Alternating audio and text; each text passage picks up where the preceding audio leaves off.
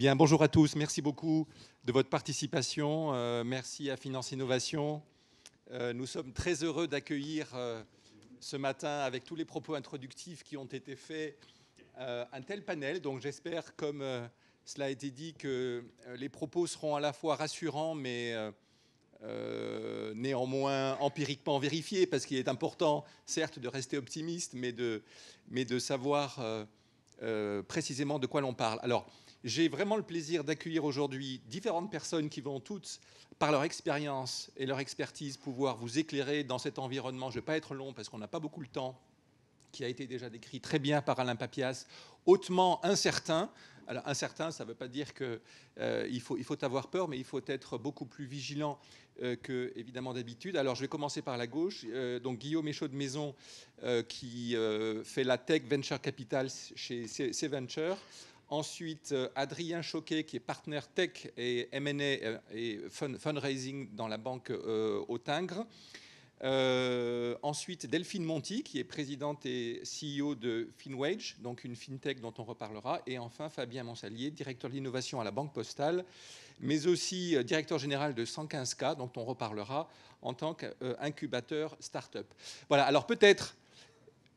On en reparlera et on précisera évidemment les responsabilités de chacun. Donc, on va faire, parce que je sais que le temps est court, on va peut-être faire un premier tour de table, en commençant peut-être par, si vous le voulez bien, Delphine. Donc, vous avez une fintech qui fait de la planification financière avec un algorithme. Vous faites à la fois des prévisions et puis de la valorisation. Donc ça a été très bien décrit par Alain Papias. On a des taux plus élevés, donc un prix de l'argent qui est beaucoup plus cher. On a eu un enchaînement de crises sanitaires, géopolitiques, transition énergétique, transition climatique. Comment une fintech comme la vôtre peut-elle évoluer dans un environnement aussi changeant ? Quelle adaptation avez-vous dû avoir pour résister ? Alors bonjour à tous. Donc j'ai fondé cette fintech en 2019 et pour répondre à la question, ça a été un parcours du combattant. Je me suis sentie Rambo tous les jours. Il a fallu qu'on pivote au moins 5 fois, donc en termes de marché, en termes de pricing, en termes d'acteurs à toucher. Donc ça a été très compliqué. Aujourd'hui, on est dans une situation très négative, donc je ne vais pas être catastrophiste, mais la situation n'est vraiment pas rose. Et pour élargir un peu ma réponse, en tant que société française, nous avons pas mal interagi en tant que JEI et en tant que client aussi de la BPI, avec les organismes régionaux, la BPI, etc. Et nous avons fait front à des refus de financement écrits par manque de compétences, donc c'est écrit dans des emails, et par manque d'expérience. Donc c'est assez navrant quand on est une fintech. Donc en France, on biberonne beaucoup les startups qui font de la techno, mais qu'on comprend. La techno qu'on ne comprend pas, on ne la finance pas. La fintech, on ne la comprend pas parce que c'est compliqué des modèles financiers, c'est compliqué des algorithmes. Tout ça est bien trop compliqué. Et donc, j'ai eu des réponses écrites, je souligne sur ce point, qui sont remontées au ministre délégué, au ministre de l'économie, parce que je trouve que c'est inadmissible, ce qui nous a mis dans une situation très compliquée pour FinWage. Donc voilà, je vais laisser parler les autres. Merci beaucoup. Alors peut-être on va passer, non mais ça c'est très important que vous fassiez passer un tel message comme Alain Papias l'a fait sur les aspects réglementaires. Peut-être peut-on maintenant passer à la partie avec Guillaume et Chaud de Maison sur la partie investisseur en capital risque, parce que vous faites à la fois de l'amorçage, du pré-amorçage, vous faites quelques sessions.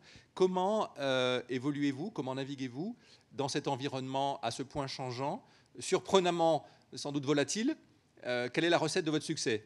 Ou en tout cas, quelles sont les leçons de votre expérience récente sur Alors, je ne sais pas si on va avoir la recette du succès. Ça, on on ne peut pas le prétendre. En revanche, nous, de notre côté, ce qui fait que pour le moment, quand on voit cet environnement de marché, les retournements et beaucoup d'investisseurs qui, en effet, ont revu un peu leur copie en termes de stratégie et de manière de regarder les sociétés et d'investir, nous, on peut dire qu'il y a une certaine peut-être stabilité dans la lecture qu'on a eue sur les sociétés et les KPI regardés, les multiples appliqués sur les valorisations, qui font qu'on ne s'est pas mis on va dire, en difficulté sur certaines sociétés à s'avancer peut-être un peu trop sur des modèles encore non prouvés et à réaliser des tours un peu trop élevés pour le développement de la société. Donc là-dessus, nous, on continue de naviguer assez sereinement dans l'environnement, mais qui reste difficile. Pour le point de Delphine et de Finwage, j'aurais pas toutes les réponses, hein, bien entendu. Je pense nous, en tout cas, si en tant qu'investisseur, on n'avait pas avancé peut-être sur Finwage à un moment donné, c'est peut-être plus de la nature du stade de développement qui n'était pas en phase avec notre stade d'investissement, tout simplement, qui est plutôt centré sur la série A, donc qui nécessite que la société ait eu quelques preuves de marché et retour client. Voilà déjà une première réponse. Alors ça, c'est très important ce que vous dites sur les aspects de valorisation. Et je vais peut-être laisser ensuite Adrien Choquet témoigner sur la façon dont vous avez vu depuis le Covid, on va dire, d'abord un arrêt des financements, ou en tout cas une très forte méfiance, puis avec la baisse des taux d'intérêt qui a été commentée par Alain Papias, on a eu ensuite une baisse des taux d'intérêt qui a pu favoriser l'émergence de bulles, donc des valorisations extrêmement élevées. Puis, depuis le début de l'année 2022, on est dans un environnement différent où on a cette fois une autre crise qui se traduit par une plus grande méfiance des investisseurs institutionnels au moins, voire des particuliers. On a des interrogations sur la tech, on a des interrogations en termes de valorisation sur beaucoup d'acteurs crypto. Comment la Banque Autingre apprécie-t-elle et juge-t-elle cet environnement et comment arrivez-vous à trouver les bons clients et à les encourager de ce fait? Oui, alors c'est vrai qu'on est dans un cycle assez rare. On avait une crise Covid où on a vu ensuite, suite à la crise Covid, des valorisations qui n'avaient jamais atteint de telles valorisations aussi élevées.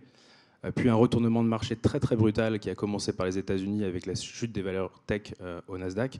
Et en France, en Europe, une situation assez exceptionnelle avec, en plus de ça, la guerre en Ukraine. Donc on est dans une crise qu'on n'a jamais vue, hein, mais comme toutes les crises, c'est toujours assez particulier. Aujourd'hui, ce qu'on constate au niveau des investisseurs, donc nous, à la Banque Autingre, on accompagne les fintechs dans leur levée de fonds à partir de la série A jusqu'au process de M&A. Ce qu'on a vu aujourd'hui, c'est qu'il y a un cycle d'investissement chez les investisseurs qui s'est arrêté. C'est-à-dire qu'un cycle d'investissement, c'est à peu près 6 mois. Depuis cet été, les investisseurs n'investissent quasiment plus. Les startups en parallèle se sont dit, nous aussi, on va éviter d'aller lever de l'argent. Et tout le monde le répète, la recherche de rentabilité, le retour au basique, c'est ce que tout le monde répète et ce que tout le monde recherche. Comment nous, on a réagi avec nos clients? Alors, il y a plusieurs situations. Les startups qui ont la chance d'avoir du cash, qui ont la chance d'avoir levé de l'argent avant l'été, on leur disent tous, mais leurs investisseurs leur disent aussi, j'imagine que c'est Venture, vous avez le même message, on leur disent tous, attendez, gardez votre cash, attendez peut-être le premier semestre 2023. Les autres fintechs qui n'ont pas cette chance-là, qui ont un vrai problème de cash, en fait, on a quelque chose qui est arrivé, qui est très récent, qu'il y a un an, on ne conseillait jamais aux startups, qui s'appelle le dual track. Alors le dual track, pour les financiers qui sont ici, c'est plutôt du M&A et une IPO. Là, on a inventé un terme qui est une levée de fonds et du M&A. C'est quelque chose qu'il y a un an, on ne conseillait jamais aux startups, c'est-à-dire que soit tu vas lever des fonds, soit tu vends ta société, mais faire les deux, ça reste compliqué. Et à certains moments, les investisseurs en face ne savent pas sur quelle option tu souhaites aller en tant que dirigeant, donc c'est très compliqué à gérer. Là aujourd'hui, on fait des process en dual track sur lesquels on va voir les investisseurs ou les acheteurs en leur disant nous sommes en dual track, on veut soit vendre la société, soit lever de l'argent, et le message passe très bien. Les investisseurs ont très bien compris qu'en fait, il y avait certaines fintechs qui n'avaient pas la solution. Et donc, nous, à la Banque Autingre, aujourd'hui, on a sur on va dire une dizaine de levées de fonds, on a au moins la moitié qui sont en dual track. Donc on gère en fait des sorties des sociétés. Ça peut être des jeunes sociétés, ça peut être des valorisations à 10 millions d'euros. Mais on gère en fait ces sorties-là. Donc ça fait un process sur lequel on s'est complètement adapté. Alors nous sommes des banquiers M&A à l'origine, donc on sait les gérer. Mais clairement, j'aurais jamais vendu ce genre de mandat il y a un an. Merci beaucoup. On va terminer ce premier tour de piste avec Fabien Monsalier pour la Poste. Donc, j'indiquais que vous étiez également directeur général de 115K. Vous allez nous dire en quoi vous êtes aussi incubateur de start-up, fintech, assurtech, et comment vous aussi, la même question, comment avez-vous su évoluer dans cet environnement? D'accord. Alors, juste quelques précisions. Donc, je suis le directeur de l'innovation de la Banque Postale, pas de la Poste, qui sont deux entités proches mais différentes. Je suis directeur général en fait de 115K, qui est notre fonds d'investissement Seed, Série A, FinTech, AssurTech et Cyber, qui fait 150 millions et qu'on a lancé il y a 18 mois. Alors, pourquoi je fais cette distinction? Parce qu'en fait, je suis plutôt là sur la partie d'investisseurs. Je suis par ailleurs, et l'objectif n'est pas en fait de faire un large panel de ceux dont j'ai la responsabilité, mais je suis aussi le responsable de Plateforme 58, qui est l'incubateur FinTech, AssurTech qu'on a monté il y a 4 ans maintenant, qui est 3 rues après. Et donc, je vois à la fois en fait les startups qu'on accompagne et qu'on incube, elles sont 45 à ce jour, elles ont levé à peu près 300 millions. Et dans le cadre de mes fonctions d'investisseur, l'évolution du marché. Alors, on a une situation aussi un peu particulière, c'est qu'on s'est lancé il y a 18 mois. Et c'est pas la même chose en fait quand on s'est lancé il y a 18 mois que quand on a lancé le fonds il y a entre 24 et 36 mois et où on se retrouve à gérer des investissements à des valos 2020-2021 ou quand on démarre en fait le déploiement. Ce qui est clair, c'est qu'effectivement les valos sont en train de baisser de manière assez drastique. Mais petite note positive, il y a quand même encore beaucoup de dossiers, et les très bons dossiers notamment, qui réussissent à faire des levées sur des valorisations qui ne sont pas forcément des valorisations 2021. Mais on a un atelier là en même temps que cette conférence sur M&A qui est destiné à nos startups incubées. Et on a un des camarades d'Adrien qui est présent et qui nous disait qu'il était en train de boucler un deal à 25 fois la RR. Donc moi je pense qu'en fait il y a quand même effectivement il y a un retour à des valorisations plus raisonnables, mais les très bons dossiers continuent en fait à trouver du financement parce qu'il y a quand même encore beaucoup d'argent. Un fonds qui a levé il y a 2 ou 3 ans, il est plus prudent, mais il a quand même en réserve toujours de l'argent. Donc je crois qu'il faut aussi savoir raison garder. Il y a un mouvement qui est engagé.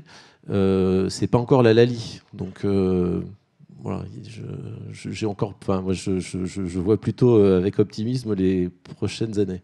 Très bien, mais restons effectivement optimistes. Alors, j'ai quand même envie de demander à chacun. Finalement, qu'est-ce qui est clé? Est-ce que finalement la première recette, c'est savoir identifier les opportunités et pour rester sur cette note optimiste, identifier les possibilités de développement parce que l'environnement que nous connaissons sans doute se délitera-t-il d'ici quelques années? Ou est-ce qu'il faut revenir à des fondamentaux qui sont ceux de lever la trésorerie dès que c'est possible, alors en dual track, en IPO, en fonds ou que sais-je?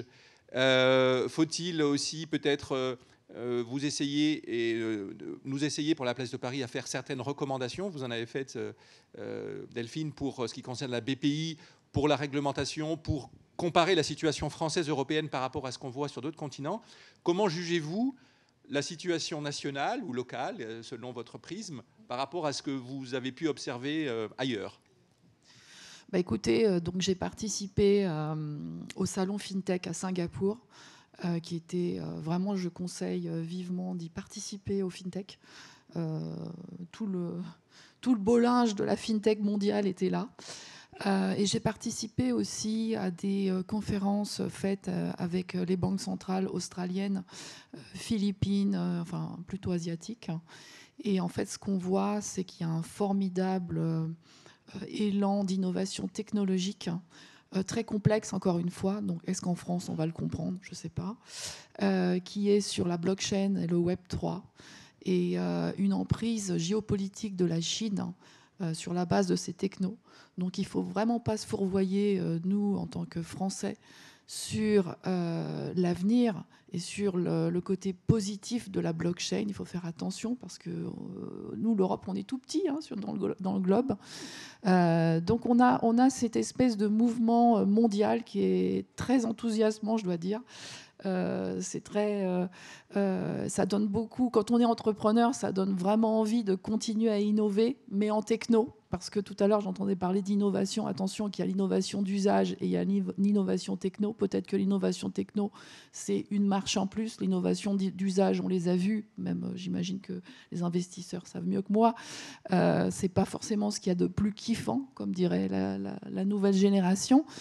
La France, dans ce panorama, écoutez, nous, on est donc un pays extrêmement régulé, on est fermé sur nous-mêmes. Notre voisin belge l'a souligné d'ailleurs, en France, on croit souvent qu'on est des super-héros. En fait, on est comme les autres.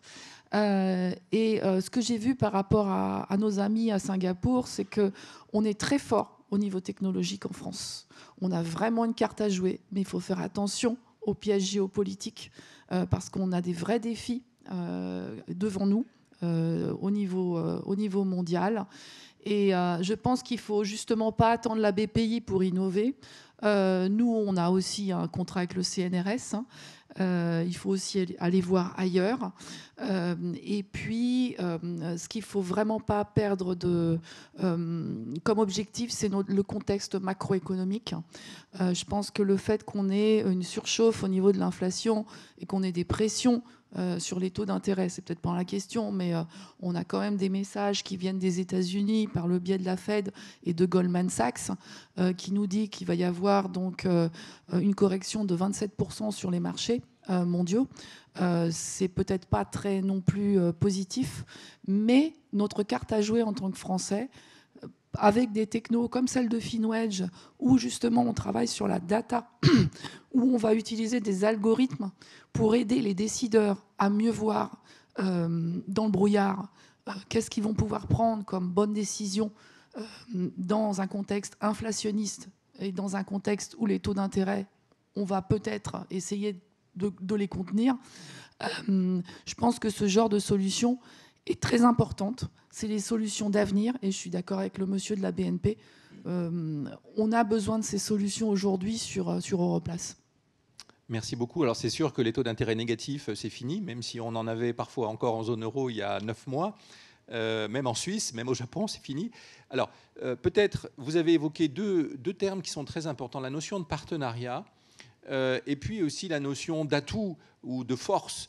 Donc peut-être que j'ai envie de demander Guillaume, Adrien, puis Fabien, voir comment vous réagissez à la fois en termes d'outils d'analyse, parce que qui dit environnement nouveau dit aussi méthode d'analyse. Vous évoquiez le dual track, peut-être innovante aussi. Et puis partenariat, est-ce que c'est une voie pour les fintechs qu'il faut explorer et que vous-même avez pu explorer ? Guillaume ? Sur ce point de partenariat, je pense qu'il y a pas mal de choses à dire, en effet, notamment dans la fintech, dans ce qu'on a pu voir. La première vague qui s'est lancée a eu un modèle très B2C, finalement, dans la plupart des fintechs. Et avec cet environnement qui était favorable à l'époque, ils n'ont pas eu de souci à se financer et essayer de prouver un peu leur modèle, qui pour certains d'ailleurs reste à prouver. Quand on regarde un peu les néobanques B2C, ça reste encore dubitatif pour beaucoup. En revanche, voilà, ce qu'on a pu voir, c'est que maintenant, le contexte macroéconomique est plus compliqué. Les investisseurs sont plus frileux d'investir dans des fintechs, comme on a pu le voir, et Adrien le soulignait, c'est le Nasdaq qui avait bien décroché, et quand on regardait en détail, les fintechs ont décroché presque 2 fois plus que le reste de la tech. Donc, mais est-ce que c'est temporaire ? Est-ce que c'est simplement un reflux de liquidité qui ensuite reviendra parce qu'on se dira, comme c'était dit en introduction, finalement les fintechs ça reste le futur et donc il faudra bien que les investisseurs... Oui, je pense que c'est plutôt temporaire. C'est plus relatif à la vague très haussière qu'il y a eu et une correction nécessaire, comme on le voit souvent sur les marchés.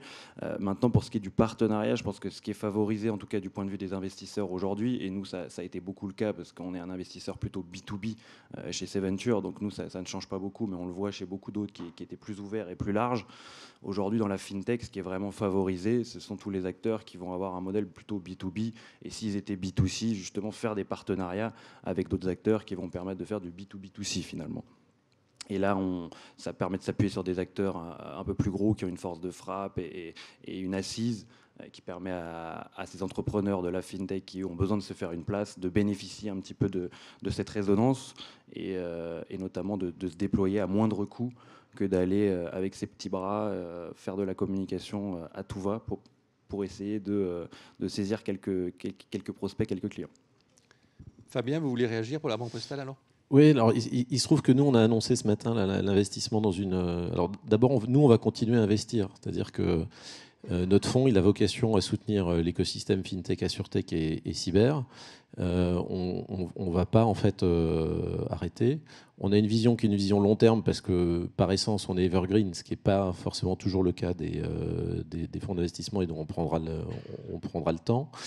On a investi dans une start-up qui s'appelle Pono Technologies, qui est une start-up qu'on a par ailleurs incubée au sein de plateforme et qui est par essence en fait B2B puisqu'elle fournit des solutions de gestion des garanties aux cabinets d'avocats, aux banques d'affaires, on en parlait avec Adrien, ou aux banques.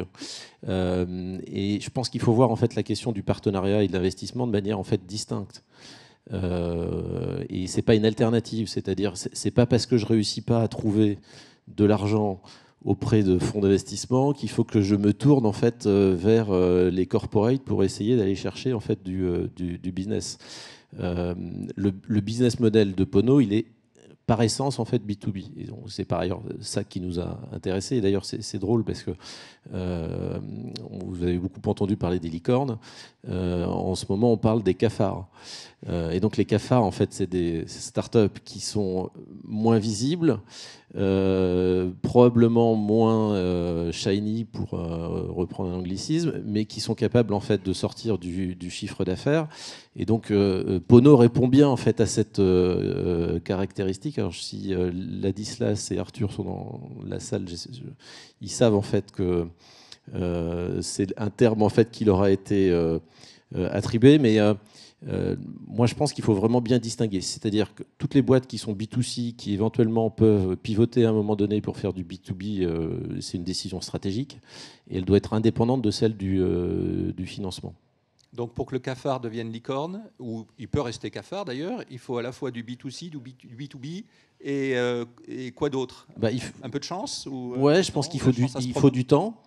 Donc il faut se poser les bonnes questions stratégiques, il faut être résilient. Quand en mars 2020, certains de nos startups incubés sont allés chercher des chèques auprès de fonds d'investissement qui leur en avaient promis et ils ont trouvé porte fermée. On leur a dit écoutez, c'est la vie, il va falloir s'adapter, il va falloir commencer à raisonner sur la rentabilité, réduction des coûts, et donc on se retrouve 2 ans après dans la même situation pour certains, sauf que pour nous c'est un fil rouge, c'est-à-dire que c'est pas on crame et puis finalement il y a la crise, donc on commence à penser à la rentabilité. On trouve un juste équilibre entre la rentabilité intrinsèque et le financement en fait du développement. Et donc en fait comme tout, c'est-à-dire que ce qui nuit sont les excès. Ce qu'on essaye d'avoir en fait comme attitude d'accompagnement des startups, c'est de trouver un équilibre entre je trouve un business model qui est rentable et je finance éventuellement mon développement à terme avec de l'equity ou du non-dilutif. Et ce que je voulais dire, c'est que on a quand même un écosystème de financement. Vous parliez de BPI tout à l'heure, qui est assez exceptionnel en France. On a parfois le sentiment que l'herbe est toujours plus verte ailleurs. Moi, je crois que, alors, c'est pas parce que BPI sont nos cousins que je le dis, mais on a vraiment un écosystème qui est assez exceptionnel. Et quand on regarde le panel en fait des options de financement, avec des taux zéro peut-être, avec des taux qui remontent, la BPI est plutôt morte en fait. Plutôt morte. Il va falloir qu'elle se réinvente. Ouais. Mais ça, on a tous cette problématique en fait de se réinventer, de pivoter. Vous avez pivoté 5 fois. Il n'y a pas de raison qu'on n'ait pas, nous financeurs, à pivoter aussi. Mais moi, je pense qu'on a quand même un bel écosystème de financement. Ce qui ne veut pas dire que tout soit parfait. Mais voilà. Alors l'écosystème, on va aussi laisser Adrien nous présenter le bon équilibre entre à la fois l'encouragement, l'innovation, enfin, comment vous réagissez dans cet environnement, quels sont les conseils que vous pourriez donner pour à la fois accompagner l'écosystème, encourager le risque, mais ne pas, pour la banque au Tingre, prendre des risques inconsidérés. Comment réagissez-vous à cette difficulté de trouver les bons partenariats, de trouver les bons financements, identifier les pépites, cafards ou licornes? Oui, alors, il y a deux sujets. Alors, effectivement, sur l'investissement, je suis assez d'accord avec ce que dit Fabien. Je suis très optimiste sur le futur, et ce que tu disais d'ailleurs aussi. On a quand même des fonds qui ont beaucoup de cash. Il y a un cycle d'investissement qui n'a pas été fait. Derrière, elles ont quand même beaucoup de cash. Et je crois que c'est ce matin ou hier, Iris a notamment annoncé la levée d'un nouveau fonds seed. Et il y a eu plusieurs annonces comme ça ces dernières semaines. Donc on a quand même un cycle d'investissement où les startups, elles sont là, elles vont être financées et les investisseurs sont toujours là. Donc il n'y a pas de raison qu'en 2023, il n'y ait pas de belles levées qui soient annoncées. Et je suis bien d'accord avec toi, Fabien. Il y a des secteurs, notamment le paiement B2B ou la cybersécurité ou l'assurance risque cyber, où j'ai fait des transactions où les multiples étaient plus de 15 fois, et c'était très récemment. Donc il y a quand même toujours des sous-secteurs qui sont bien valorisés, qui ont le vent en poupe. J'ai fait plusieurs salons européens où la France, et effectivement, je suis très d'accord, est très bien représentée sur tout ce qui est finance décentralisée, blockchain, Web3. C'est assez impressionnant comme on parle des Français. Et il y a des startups qui sont bien connues, type Sorar, Ariani, etc., qui rayonnent au niveau international. C'est assez impressionnant. Donc je suis très confiant sur le moyen long terme, sur l'investissement, ça va revenir. Sur le très court terme, ce que je disais sur les dual track, je pense que, et on parlait de partenariat en même temps, pour les industriels, c'est quand même l'opportunité d'aller encore plus loin dans les partenariats qu'ils avaient fait avec les fintechs jusqu'à présent.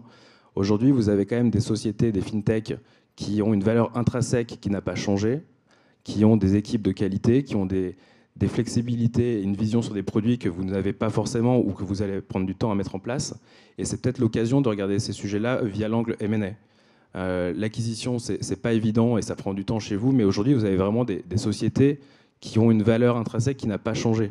Vous pouvez acheter une équipe qui vous mettrait du temps à recruter en interne, vous pouvez avoir une vision sur des produits que vous n'allez pas trouver. Donc c'est peut-être le moment pour vous de vous dire, bon bah là, on a des valorisations qui sont dégradées, on prend moins de risques, c'est peut-être le moment de faire ces acquisitions-là. Ça fait des années qu'on voit timidement les banques faire du rachat, alors il y en a bien heureusement, mais aujourd'hui, vous avez vraiment des pépites qui ont du mal à trouver des financements, et certaines pépites très, très connues qui ne trouveront malheureusement pas de financement. Il y a eu quelques faillites cet été. C'est dommage de les laisser à la faillite alors que vous pouvez les aider, et je suis certain que la synergie avec votre groupe fera du sens. D'accord. Alors là, vous évoquez les pépites et on parle beaucoup de fintech. Il n'y a pas que il n'y a pas que le secteur financier au sens même le plus large du terme. Est-ce que vous arrivez à identifier, mais c'est aussi une question pour Delphine, pour savoir quels sont finalement les secteurs qui sont les plus prometteurs. Quels sont les secteurs qui vous paraissent pouvoir le mieux s'en tirer, et quels sont ceux que vous souhaitez accompagner mais que peut-être vous n'avez pas forcément les moyens de faire? Est-ce que vous arrivez à distinguer le bon grain de livret? Quels sont les outils dont vous avez fait preuve, que vous avez peut-être adaptés dans cet environnement? Comment trouver les bons clients, les bonnes entités à financer? Est-ce que vous voulez partager un peu les leçons de ces derniers mois pour accompagner ou pour trouver de nouveaux clients? C'est peut-être une question difficile, mais je veux bien avoir votre, écho si vous avez quelques leçons. Alors, des leçons, on en a reçu pas mal en 3 ans et demi. Je voulais rebondir sur les partenariats, parce que je n'ai pas répondu à cette question-là. Je pense qu'il est fondamental pour mes amis fintech de faire des partenariats horizontaux avec d'autres fintech, sans arriver peut-être jusqu'au M&A. Enfin, je veux dire, ça, c'est une question d'opportunité, je veux dire. Je pense qu'on a beaucoup d'overlap, que nos concurrents étrangers ont des solutions shortcut, donc qui intègrent un nombre de fonctionnalités qui sont parfois plus importantes que nous. Et je pense que nous, comme au niveau tech, on est très bons. Il faut vraiment qu'on s'allie. Voilà. Alors, au niveau Où investir ? Où investir, ça c'est ma deuxième remarque. Lorsqu'on parle de crise, ça me fait hérisser les cheveux sur la tête. Ça fait 20 ans que j'enseigne entre l'IAE, Dauphine et d'autres universités. Et déjà à l'époque, les étudiants me parlaient de crise. Je pense qu'on n'est pas dans une crise. Ça, c'est quelque chose qui m'énerve aussi. On est plutôt dans une restructuration profonde de notre monde. On est en train d'arriver dans un monde de demain.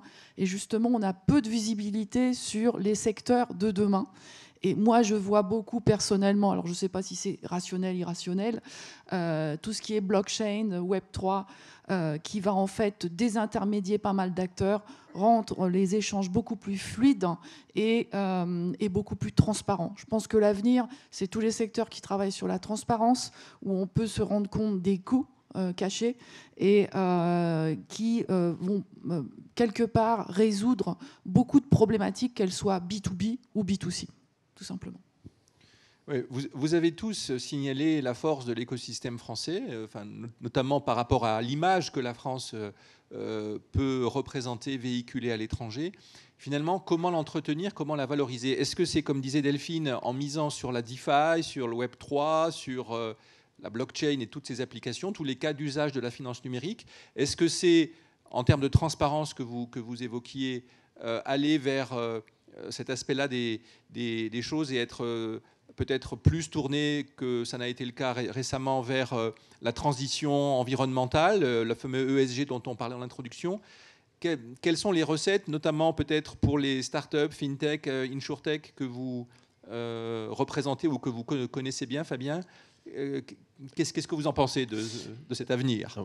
Moi, ce que je pense, c'est que la ligne directrice, c'est de résoudre un problème. C'est-à-dire qu'il faut qu'il y ait un vrai cas d'usage derrière.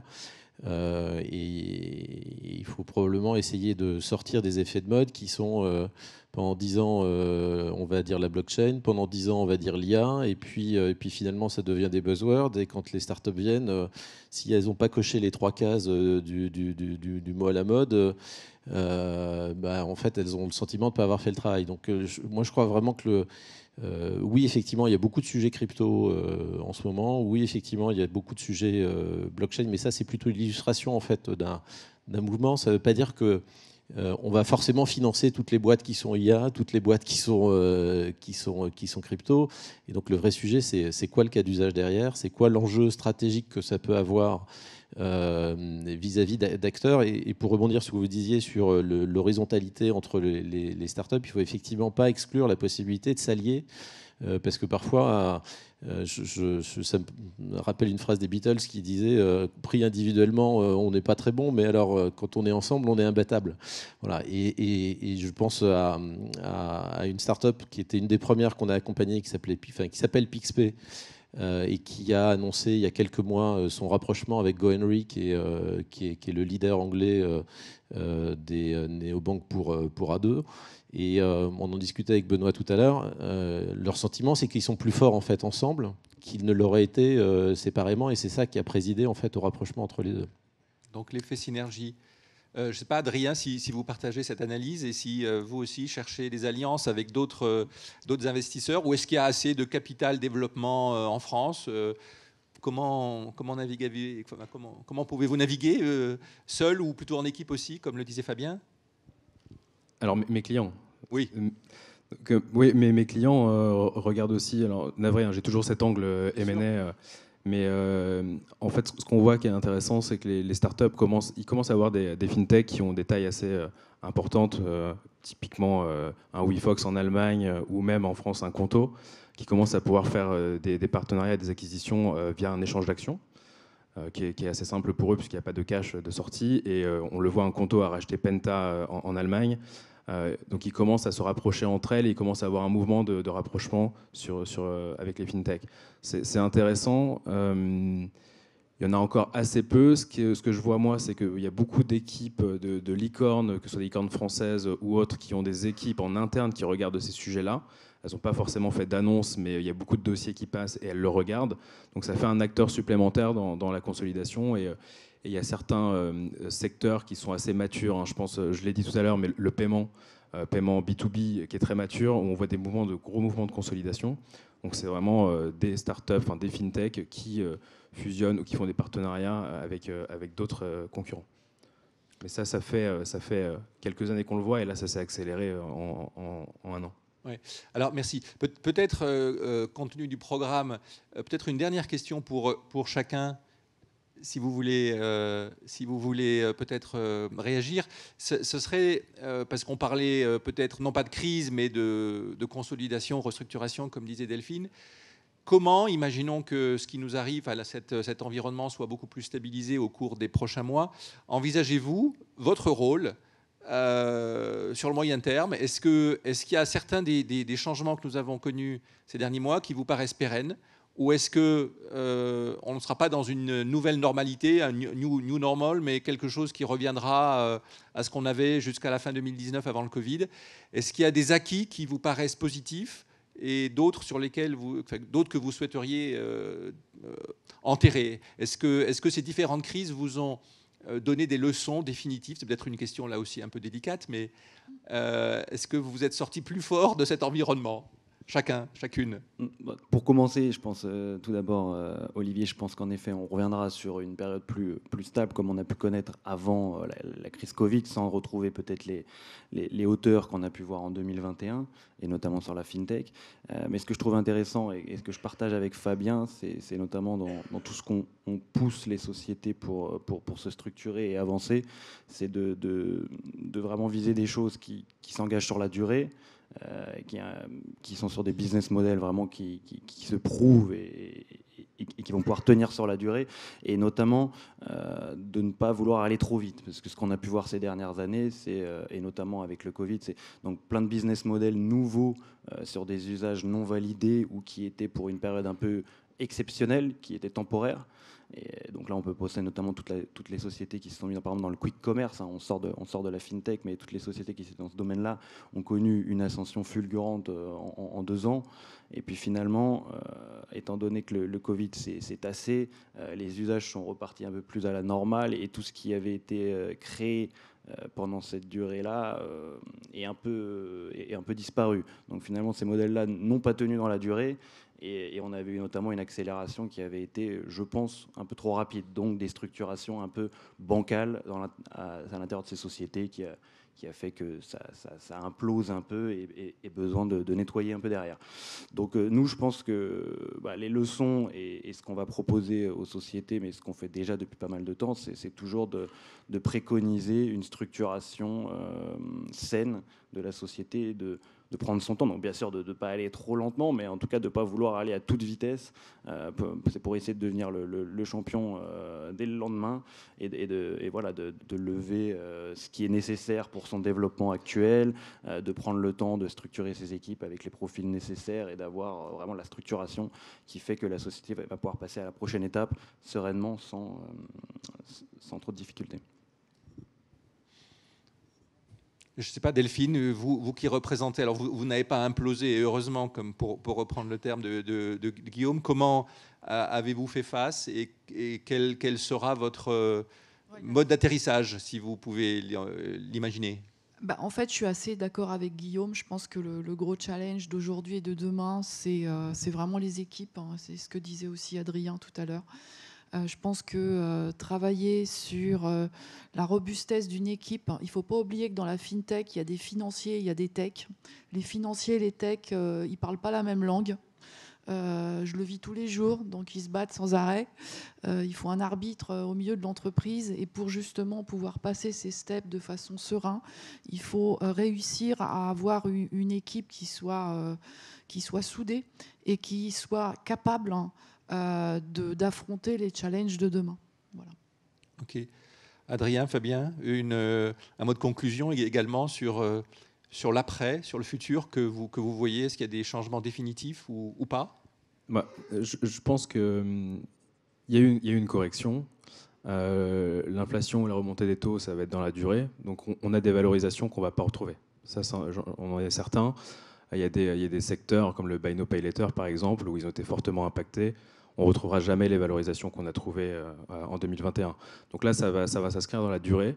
Par contre, ce qu'on voit déjà, c'est sur d'autres secteurs que j'ai cités, comme l'assurance risque cyber, ou alors toutes ces startups qui aident les entreprises à passer du Web 2 au Web 3, entre les deux, qui ont des valorisations qui augmentent. Donc je pense qu'on va repartir sur des valorisations assez impressionnantes sur ces sujets notamment.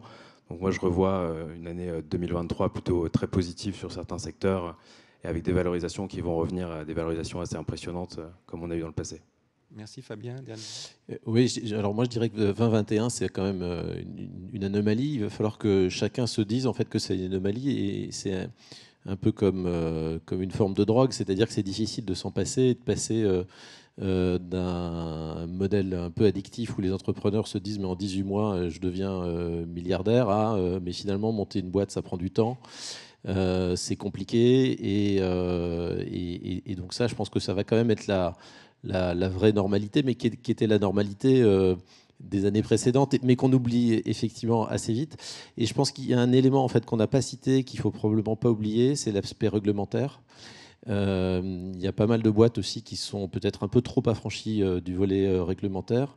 Et je pense que le réglementaire risque de revenir. Donc effectivement, monter une start-up, c'est un peu prendre le vibreur sur une piste de Formule 1. Il faut faire attention à ce que la roue, elle prennent pas trop en fait le gravier parce qu'effectivement il y a des sorties de route et je pense qu'il y aura des sorties de route en 2023, c'est probable, mais c'est aussi le sens de l'entrepreneuriat, de l'échec, et quand on se plante on en tire les enseignements et on repart. Donc voilà, c'est pas pardon, je fais un aparté, mais dans le process de sélection des boîtes qu'on prend dans l'incubateur, on aime bien avoir des entrepreneurs qui nous disent ben voilà, j'ai monté 2 boîtes, je me suis planté, voilà les raisons pour lesquelles je me suis planté, voilà les enseignements que j'en ai tirés, parce qu'on pense en fait que c'est une bonne voie en fait vers le succès. Merci beaucoup à tous de ce partage d'expérience. Merci Seventure, Autingre, Finwedge et la Banque Postale. Je rends le micro. Merci à tous.